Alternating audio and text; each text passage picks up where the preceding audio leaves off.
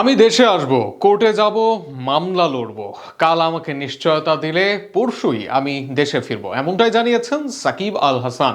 যে এলাকায় খুনের মামলা হয়েছে সেই এলাকাতেই জীবনে যাননি বলেও দাবি তার। অন্যান্য মামলায় পড়লে প্রমাণ করে দেখাক। সাকিবের এমন স্পষ্ট চ্যালেঞ্জ নিয়ে আরও থাকছে প্রতিবেদনা। দেশে ফেরা নিয়ে দীর্ঘদিন ধরেই আলোচনায় আছেন সাকিব আল হাসান। বিভিন্ন মামলা ও নিরাপত্তা সংশ্লিষ্ট শঙ্কার কারণে এখনও দেশে না ফেরার বিষয়টি নিয়ে প্রশ্ন উঠলে তিনি স্পষ্টভাবে নিজের অবস্থান তুলে ধরেছেন।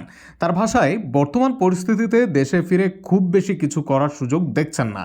এ প্রসঙ্গে জনপ্রিয় অনলাইন ভিত্তিক গণমাধ্যম বিডি নিউজ 24কে সাকিব বলেন, আমার যেসব মামলা দেশে এসে কিছু করার আছে বলে মনে হয় না।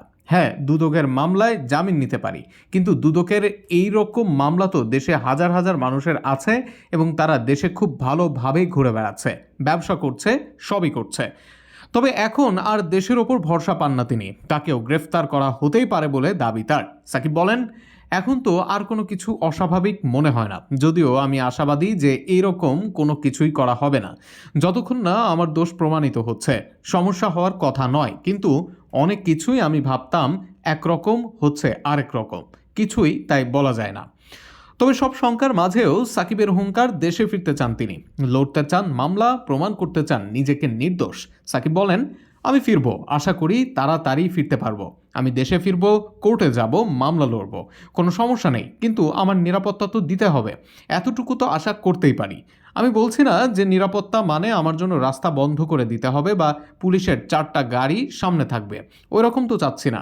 তবে একটা স্বাভাবিক নিরাপত্তা তো আছে, আইনি প্রক্রিয়া শেষ না হওয়া পর্যন্ত হয়রানি করবে না, ব্যাস এতটুকু আশা করি। সাধারণ নাগরিক হিসেবে তো এতটুকু আশা করতেই পারি। হয়রানি না করার নিশ্চয়তা যদি কালকে দেওয়া হয়, পরশুই দেশে যাব আমি। এদিকে সাকিবের নামে জুলাই এক হত্যা মামলাও করা হয়েছে, অথচ ওই সময় কানাডায় থাকা সাকিব জানান কখনো ওই এলাকাতেই যাননি তিনি। সাকিব বলেন, হত্যা মামলাটিও এখন সাধারণ অবস্থায় আছে। আইন মন্ত্রণালয় অথবা স্বরাষ্ট্র মন্ত্রণালয় থেকে তাদের কাছে একটা নির্দেশনা যাবে যে মামলাটিতে তার যোগ্যসূত্রতা আছে নাকি নাই। যেহেতু এখনো চার্জশিট হয়নি, আমার যোগসূত্রতা না পেলে ছেড়ে দিবে। যেখানকার ঘটনার মামলা, সেই আদাবরে তো জীবনেও গিয়েছি বলে মনে পড়ে না। আমার সম্পৃক্ততা যদি না থাকে তাহলে তদন্তকারী কর্মকর্তা প্রতিবেদন দিতে পারে যে এটা তার যোগসূত্র নাই। সাকিব প্রায় 2 বছর যাবৎ দেশের বাইরে। জুলাই আন্দোলনেরও অনেক আগে থেকেই তিনি দেশে আসেন না। অন্যদিকে 24 সালে নির্বাচিত হয়েছেন বর্তমান কার্যক্রম নিষিদ্ধ আওয়ামী লীগের হয়ে, যা বর্তমানে কাল হয়ে দাঁড়িয়েছে মিস্টার 75 এর জন্য।